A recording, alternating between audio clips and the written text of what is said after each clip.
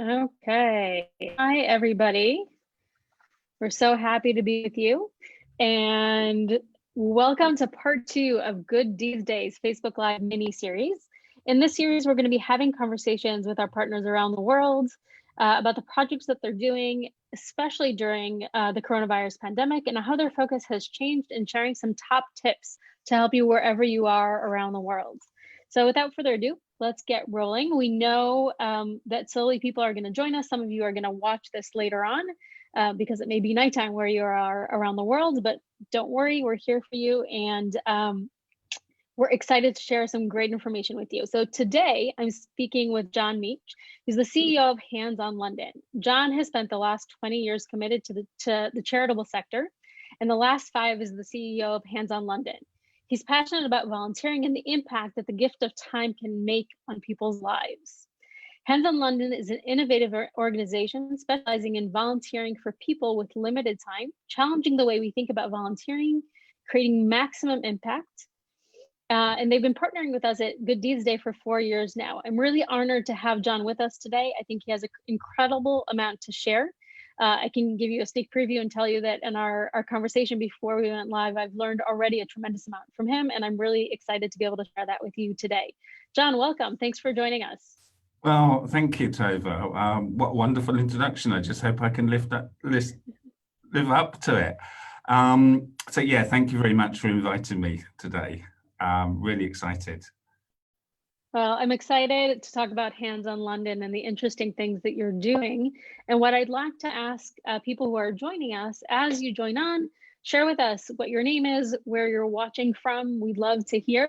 And me and John may not see it right now, but we will see it later. And our staff and other people who are watching always love to know who's with us. So feel free to join, tell us your name, tell us where you're from. You can even tell us where specifically you're living and what you're up to. So let's get started. And I'd love, John, if you could just start us off by sharing, just tell us a little bit about HandsOn London. What is your organization? What do you do? Right. HandsOn London is a volunteering organisation, also known as a service organisation in other parts of the world. We're principally here to support volunteers to give their time in sort of meaningful ways, but more specifically, volunteers with limited time. So 84% of our volunteers are 20 and 30 something young professionals in the city.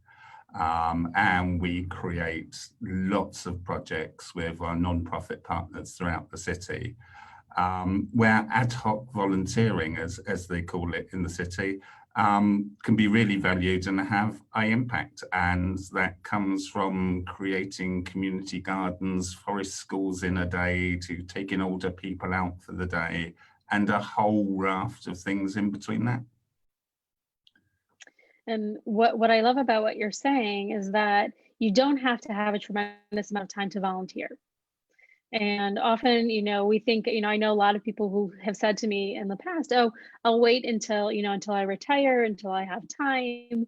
I'm very busy right now. And I love that actually the profile of people who are working with you are actually young people who are very busy, but can still find the time to volunteer. It's not really, we all find time for the things that are important.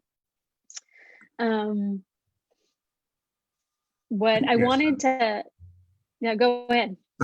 And so, yes, one of our taglines and one of our really, really important values is the fact that actually everybody can make a difference in their community in just 2 hours, 2 hours at a time. And an awful lot of our projects, our major ones, are all about asking people for just that, literally 2 hours.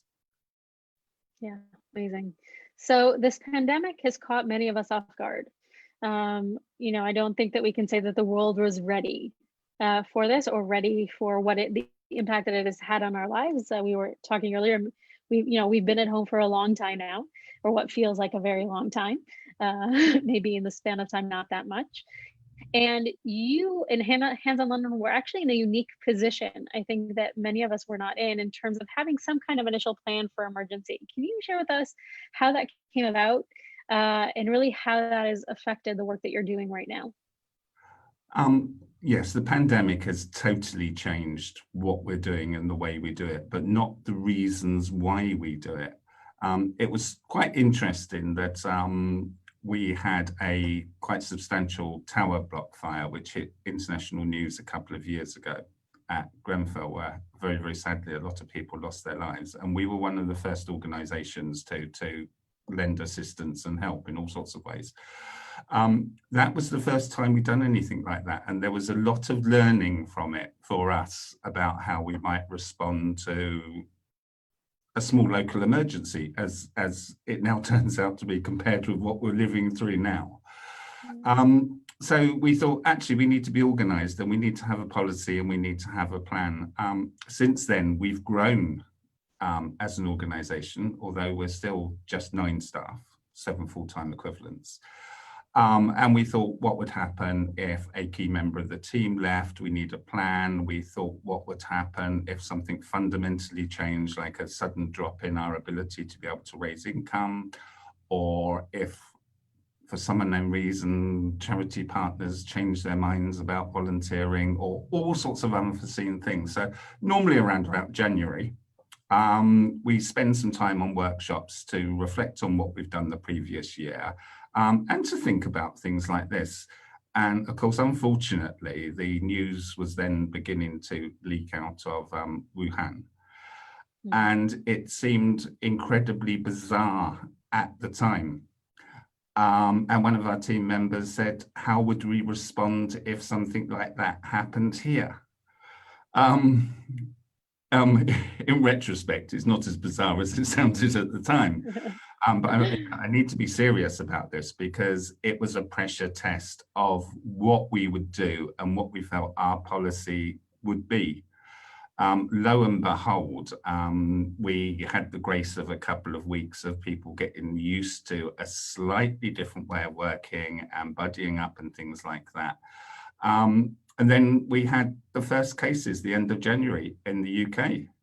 And it was a matter of weeks after that that we would lock down. So, I mean, probably a week before lockdown in the UK, we had already changed our approach. We recognized that, the moment the World Health Organization gave a pandemic alert, that actually there was going to be some real changes. So we totally rebranded our website. We took down our normal volunteering calendar. Within 48 hours, we created a new one, made it homepage. We realized very, very early on, because of sort of other emergencies, that there would be a huge wave of people willing and wanting to help, but would probably lack some direction. So we managed to make sure that we created a volunteer program where people would be able to help. We applied due diligence to all the new organizations that were popping up, so that volunteers knew that they were safe and there was good practices. We initially shared good practices from around the globe before our official guidelines came out in the UK. And I think that created sort of a sense of feeling and optimism amongst our volunteers and others that was happening. Whilst we were doing that, we were thinking in terms of remote volunteering. We have developed some immediate volunteering opportunities that were going to be remote. We have, in the last few weeks, we've refined those greatly and made them more targeted. Like all of these things, it's new for us to start with. We did something really quite unique that we'd never done before. And normally we've sort of designed projects and said to volunteers, here's a great project, you would love to give your time to this. And actually, and particularly a lot of companies, we invited companies right in at the development stage and say, look, this is what we want to hope to be able to achieve, but we're not actually sure at this stage how we can best make it happen. And some of those were tech people, and that was fine. And you know, they went away and came back remarkably quickly and said, I think we've got a way around this challenge. We can make it happen. And, you know, that has been wonderful. We have never developed projects together with the beneficiary and the people that may be giving their time. And it has worked so beautifully. You know, and it's something that we're continuing to do and polish and all of those sort of things. And a lot of it is so very, very simple. with facilities that are available at the moment. Yeah, which is amazing. I want us to get into some of the examples of things that you've done, because I think it'll be really interesting for people who are listening, and it's ideas that they can take back to their own home. But before we get there, I'd love if you could share with me a little bit more about what the processes look like. Because as you said at the beginning, we've gotten, and I know that that's been true here as well, we've gotten a lot of people willing to volunteer, wanting to give their time, really eager to find a way to contribute. And now that we've been in this now for about 6 weeks, I think, I continuously keep losing track of time. That is one of the challenges that I am personally finding. I have no idea what day it is in any given moment. What are you seeing now as we're into that next phase of past the initial excitement? How are things changing for you? We have still got huge waves of people wanting to give their time. We recognized right at the beginning that around about 4 weeks in, there would be some emotional exhaustion coming in, and people would still want to help, but they may want to change the way they're helping. So we have started, if you like, almost sort of rotating people from one project to another. One of the early things that we did is that we put, and unusually for us, we put some straight click-throughs on our volunteer organizations, because for us to deal with a sudden influx immediately and being able to direct people and have those early conversations when it's a manageable number, we can do. So we very, very quickly made arrangements with beneficiary organizations about what their processes would be. So people use our volunteer opportunities as a portal. They click straight through to the beneficiary, and we can turn people round really, really quickly and click them through. It's a living document. It is revised more than daily. Almost every hour, things are put on there. The nature of need in terms of volunteer time is starting to change a little bit, positively. We still have volunteers helping to sort out food parcels, very much so to deliver them individually to vulnerable people in the community.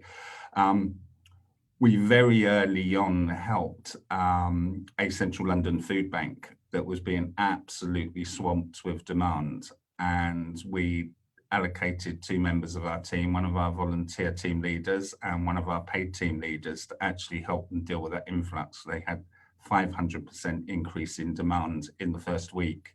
Wow. So we moved in there, and we're at the process of sort of training up some volunteers to take over that admin role, because actually now what we need to do is that we need to move that team to the next project we can support and get them there on the fold. So there's becoming more of a need for people who can, on a regular basis, which is also unusual for us because we're short-term volunteering normally, but there is a regular need for some good team leaders, some good admin people who are prepared to put some regular time in for the duration to support some of these charities deal with volunteer applications, reporting that they might need to do, their own sort of management statistics because they need to plan on what growth looks like and all of those sorts of things, and release their regular workers to be able to do the face-to-face delivery. So the nature of that is changing, and I think will become more so. We've also had a lot of non-profit organisations that have sadly collapsed because of funding or a lack of volunteers, or they have become ill or needed to self-isolate. So the burden is shifting across to those that are still existing, and they're all working massively above their capacity. Mm-hmm. And so, I mean, one of the questions that arises for me is, how do you deal with that, right? Because there's a limited amount of staff. You have a small staff, not a tiny staff, but you have a small staff, and there are only so many of you, right? So with this food bank example, it's great that you could, lend out, so to speak, the people to help, them grow their capacity and take things over. Is this something that Hands-on London is able to do, helping these small organizations kind of deal with the growth and train the next, It's the next something, generation of volunteers? Or yeah, it's something that we needed to do. We had an option, like so many countries, of furloughing staff because our normal activity had stopped. We decided that that was wrong for us as an organisation to do, and if we got, albeit a small team of skilled volunteer leaders, we should not be taking them out of the marketplace. Because they're going to be needed, and that's what we've done. Everybody understands where they're going, they understand the direction. Our plan has always been, because we don't know how long we're going to be running for this, is to recruit and train more team leaders. We have lots of experience with this. Our winter wrap-up London campaign, which is now national, is run almost entirely by volunteer team leaders. It's nice for us because we have never seen volunteers as an extra pair of hands. We've always seen volunteers as a set of skills, and now I think that attitude is paying dividends. Yeah. We've got some highly skilled people who, when they're shown what to do, they're used to dealing with problems. This is just a different problem, and when they know what the outcomes are, they're applying practices from outside that are making things slicker, they're making things quicker, they're setting things up. So we're at the stage where we can slowly start sliding out of some projects and leaving it up to volunteer team leaders. Many of them are team leaders from companies. And then we can slide across to the next one and get that set up and get that run, and then hopefully slide some team leaders in there to run it afterwards. It's probably the only thing we can do with 9 actual individuals. But it seems to be working quite well, and it's just a different use of a practice that we've previously undertaken on projects. Yeah, which I think is incredible, and an incredible example for everybody listening, how you can take a challenge, right, and move very quickly and swiftly using the experience that you have, using the skills that you have as an organization, and simply adapting them to the times that we are in. I want to share with you a question that I see here on Facebook, and I apologize that I am not able. It's difficult to read the name, so I'll just give you the question. And thank you for the person who sent this in. And the question that she is asking is, can you share with us the motivation, incentives which made even busy people partake in your programs? So why do young busy people come and volunteer? What's their motivation? How do you get them in the door? We know that people, once they volunteer, are much more likely to continue volunteering, and they very clearly see the benefit, right? We know that as soon as you get someone in the door, it's not really a challenge anymore. But how do you get people in the door? It's a really good question, and it's something that we sort of constantly refine ourselves, but we hope that we sort of understand. I think the answer is in 2 parts. The first part is that we have historically had a culture in the UK about volunteers only being regular, every Wednesday, every Saturday, twice a month or whatever.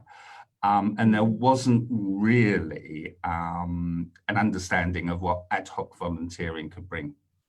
A classic example is an organic garden that we support, who used to be very, very worried about receiving volunteers full stop if they weren't regular, because she used to say, it's very hard work to show people what to do. It's very hard work to constantly, every day, having to be inducting somebody new.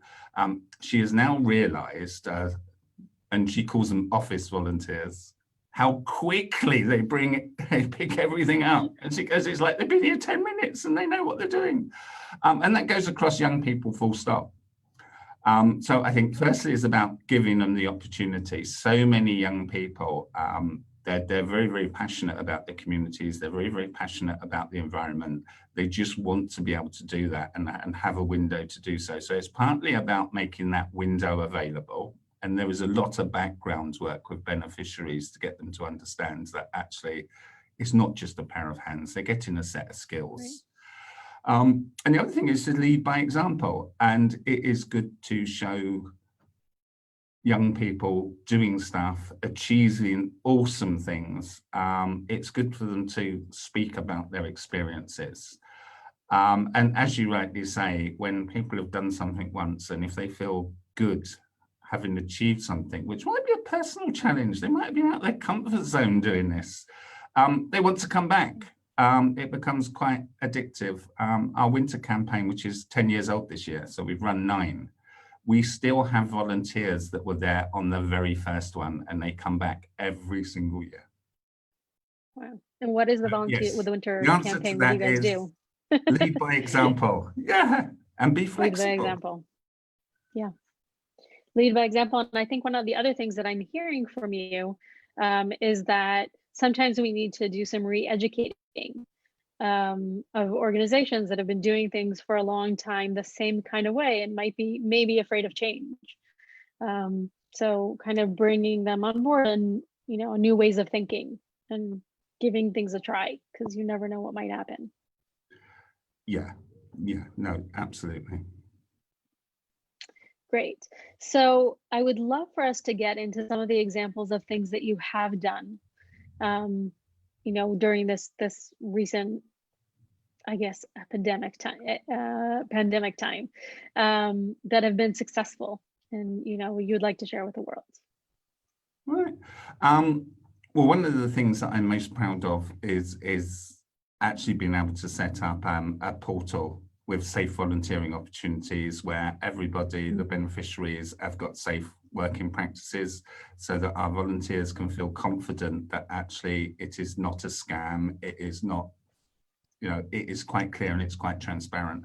One of the important things is that we have a reputation for being trusted, and the decision early on was made that actually that will become an important thing for people. Secondly, which was the next quickest thing we did, is to support Central London Food Bank. They had that massive increase in demand. So we're really, really proud that we were not only able to help prop them up to start with, we were enable them to expand, and being able to look forward to the future. And they're looking at increasing to 2 other sites as well. So we're incredibly proud of that, and hope that we can do that with some of our other regular partners, or indeed any others. We're also very, very proud of our volunteer challenge, which we launched a couple of weeks ago. We do it regularly on a Monday, Tuesday, Wednesday. Often weeks are themed, and they were themed around Good Deeds Day. They were themed last week around environmental things, and there are all sorts of projects that people can do at their home. And they've ranged from looking after bees in your garden, and we've had ecologist spend literally 2 minutes showing you how to build a beehive that you can do from things that you've probably got laying around at home. And it's ranged to things like, writing letters to slip under the door, or in post boxes of elderly neighbours to let them know that somebody's thinking about them. So we've done all of these sorts of challenges. We've done a lot of them ourselves. We've also brought some of our partners in who are professionals in their fields, like chefs and ecologists and gardeners. So there's a nice sort of mix around that, and there's a learning thing. And most of them have been really, really suitable for families to do together. So I think it's, apart from doing something positive, it's also a really good thing for families to be able to spend some time together. It's a distraction from what's happening outside their front door and their windows. And it's educational as well. And we've had some really quite fun things. So I think that was really, really important. And I think if anybody feels that they're in a position to be able to do something like a weekly challenge, where something simple and attainable that you can do at home works on just so many levels. Our remote volunteering, we've used some slightly different use, which was a bit serendipitous. It happened by accident, about engaging. The best things happen by accident. Yeah. And it really, I will probably end up telling the story if we got time. But we started, we were starting the some remote volunteering for some older people and some refugee organisations. And of course, the very easy and quickest way was to do that was for people who have online access. And we quickly set up discussion groups, playing bingo, all sorts of things online. We've got some education programs going because there are some younger people, particularly from more disadvantaged backgrounds, that actually there is time. There is skill sharing time. So there's a whole level of sort of one-to-one support and things going on there, and some learning, and people who are making their home in the country, getting used to the quirks of English culture and behaviour and all of those sorts of things, what we call things, which has been really, really useful. We're doing lots of sort of the CV building where people have one-to-one mentors and they can email across a CV or a cover letter, because we are eventually going to come out of this, and let's use this time to give people the best preparation possible, because actually there is the resource and the time to do that now. What we did realise is that there are so many vulnerable people who can't avail themselves of something like that because they don't have internet access, they may not have a computer, they may not even understand it. So we have been setting up and helping with befriending lines, which is absolutely great. Very, very important to be able to keep in touch with people. But we thought, actually, how can we make that a bit better? So I ended up on a very similar conference call to what we're doing at the moment, and actually couldn't connect. So I dialed in and I thought, light bulb moment, actually, we can run these sessions and people that don't have computers can use the handset and they can just phone in. It's like phoning for any other appointment. They're going to dial a number and then get asked to put another number in to choose their selection. So we had sort of anecdotally called them a sort of dial-in radio show, if you like. But essentially, it's just a conference facility that has got some people joining in visually, and some people joining in by phone. And of course, because the moderator, if you like, can see who's dialing in and who's joining, they can make sure that John or Tova gets to join in and contribute and benefit from the session. And we'll play music and we're having them themed. We're going to be doing some cooking things, and that's simple things that you can cook out of what you can get from supermarkets and from food banks and things. And we're constantly going to develop that. And a lot of our volunteers have had some quite good ideas on how we can tweak existing technology to make it more accessible. So yeah, it's actually quite simple, and it was sort of seemed blindingly obvious afterwards, but we hadn't thought of it. First of all, it seems like a wonderful idea, and also for older people, that idea of a radio, right? A calling into the radio is a natural thing, right? Where computers may not 100% be accessible or comfortable for a lot of older people. The idea of calling into a radio show and being part of something like that is something that everybody of a certain generation feels comfortable with. Yeah, and that's why we've just changed the terminology and what we're calling it. If we're asking people to dial into a conference, it's got to be all really, really scary. So we've changed the terminology. It's the same thing. It's just happening in a totally different context that people feel happy and comfortable about. Yeah, and you've reminded me of playing bingo. I'm going to have to remind my family. My family is big into bingo on holidays, and maybe we're going to have to do a Zoom bingo game inspired by this call. It's I want to take you back a moment to the volunteer challenges that you were sharing. Do you come up with those ideas? Do you get them from other places? How does that work, that process? Initially, because everything needs to start, we had a brainstorm as a team, and we came up with some ideas within our values and wanting to involve families, wanting to have things involve people of all ages. We also wanted something that we felt that could thank key workers, essential workers. So some of the challenges have been to do that, get your friends together, form a little video and thank people, and we'll share it through our networks. What we're increasingly finding is that our followers are saying to us, have you seen this? There is a wonderful thing happening somewhere else in the country, and we're contacting those people and saying, well, I think this is a really wonderful idea. Could we do a quick video and share that and make that a challenge to inspire other people?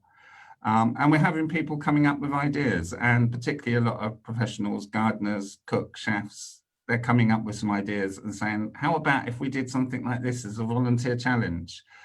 And I think that is absolutely really, really lovely. And it goes back to the question that we had from the lady listening in earlier, is about how do you inspire people? And part of that is enabling people to have the chance to do something, and encouraging that and sharing it by example.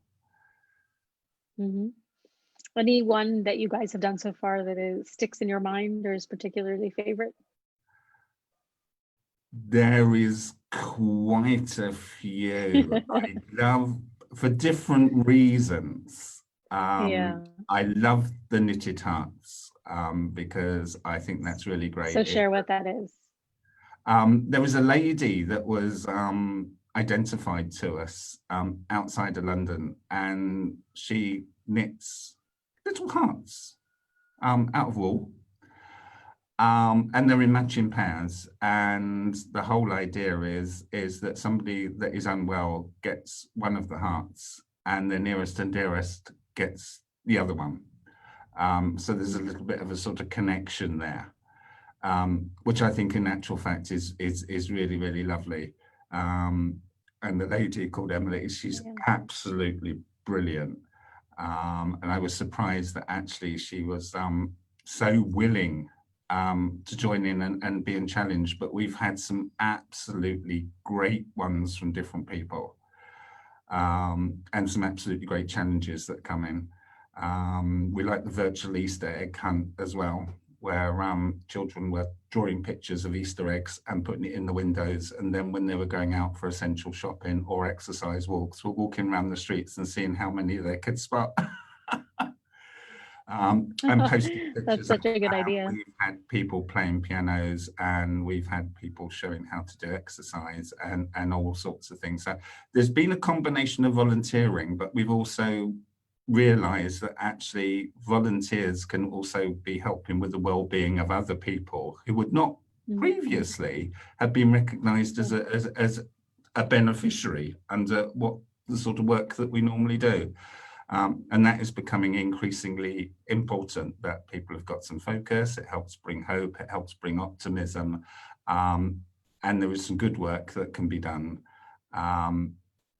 for other people, but there is some good work to be done for the individuals undertaking this. So it's turned out to be very popular, which is great. Yeah, and I love that you're sharing. You know, one of the things I'm taking out of that, there are two things that I'm taking out from what you both shared. One of them is that we have both, right, the professional staff thinking of ideas and also looking, you know, to the people and seeing what's coming out, because great ideas are everywhere, right? Yeah.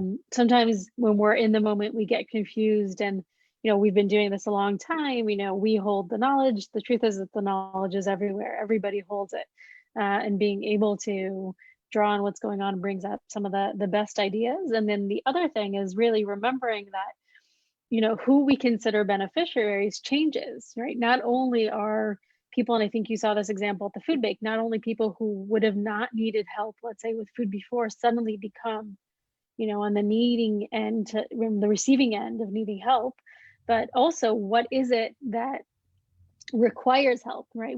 I would have never imagined, you know, 5 or 6 weeks ago that thinking about, you know, my family's mental health, right, and well-being is something that I have to be so concerned about, and everyone around me, right? And that the impact of having to stay at home or being concerned for what's going on, and how we can make a real difference with some of these acts that seem small but can be really big. You know, that the Easter egg idea, I think, is incredible. Yes, I'm trying to think how we can replicate reinforces that saying that actually no act of kindness is too small. 100%, 100%. I'd love to use a little bit of the time that we have left to ask you about actually a fundraising question. because I know that that's not actually something that you usually spend a lot of time and investment in, or nor love to do. None of us do. Let's be honest, we like the work that we do. But these are challenging times, and you had been sharing with me, and I'd love if you could share with everybody how you're approaching this issue. Of trying to help raise the funds to keep this amazing operation going, because at the end of the day, even when you're working on a small staff, we still, there's still a certain amount of funds that needs to be in the pipeline to help organizations continue to do their work, and which is especially important these days. Yes, and I'm not entirely sure we have totally the right answer. But for many years, we have not overtly fundraised. We've always had some quite good advice that actually make sure people know that you are a registered charity, which is the sort of form it takes in the UK, because the fact that actually your work needs resourcing is a given. And to lead from the front and show people what you're doing. That has been very good for us in the past. We're in a different world at the moment, so we are having to spend some time fundraising with foundations and stuff. We have got no idea whether that will be successful or not, because there are 7,000 good causes in the City of London alone. And that situation will be the same everywhere. So one of the things we do need to do is that we looked and we cut our core costs right the way down to the minimum. There is always something that can be done to be saved. So we have done that. Our staff team know exactly how long we've got from our own resources. We are sort of fundraising. For the first time ever, we have asked, or at least we haven't asked our volunteers, we have posted the opportunity for our supporters to be able to keep us going. And that has been quite remarkably successful, more successful than I thought.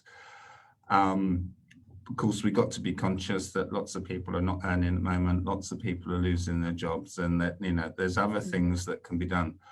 One of our approaches that is still in line with our values is the fact that actually when we phrase the sort of things that we do, we also include the sort of things that our non-profit partners do. And we encourage people to do things like they're not going to a bar or a public house anymore, and maybe they would like to contribute to that to one of their favorite causes or a cause close to their heart. They're not commuting to work at the moment. Maybe that they would like to consider donating that. And we don't necessarily say donate it to ourselves. You say, a cause close to your heart, should that cause be us, here's the link. Right. So I think there's something about, we're all entering in the voluntary sector, a very dangerous section of perhaps only being seen or holding our hand out. And yes, of course, we need to ask, but we also need to show why we're holding that hand out, and quite possibly not be quite so overt about it. So I'm not sure that's the right answer, but that's the approach we're taking. I'm not sure that there is a right answer. I think that we are all going to learn, on the go, as in many things. But I like the approach of, showing people, first of all, suggesting ideas, but also reminding people of the possibility. I think that sometimes, I think in many ways similar to volunteering itself, is we don't always think about the possibility until somebody reminds us that it is a possibility, and that everything counts, right? Even if somebody gives the equivalent of a beer that they would have, going out in the evening, that makes a difference. We don't have to donate a tremendous amount of money to make a difference. Every small amount counts and goes actually a lot longer way than I think people give credit for. Yes, and I think that we all, as a sector, need to be far more transparent about exactly what that means. Yeah. And how we're normally funded and how we're coping at the moment. And there probably isn't a right answer at the moment because we're all learning as we're going around. What we do know is that we're going to need to approach this differently. And we all need to. Absolutely. So as our time is coming to an end, I want to ask, first of all, those who are listening now or are going to listen later, what I'd like to challenge you to do is actually, if you have an idea for John for volunteer challenges, so something that you've done in your country, in your area that's been really successful, or even an idea that you have, feel free to write it in the chat. Again, if you're with us now, you can write it now. If you're listening later, please add it as well, because we're going to come back and take a look.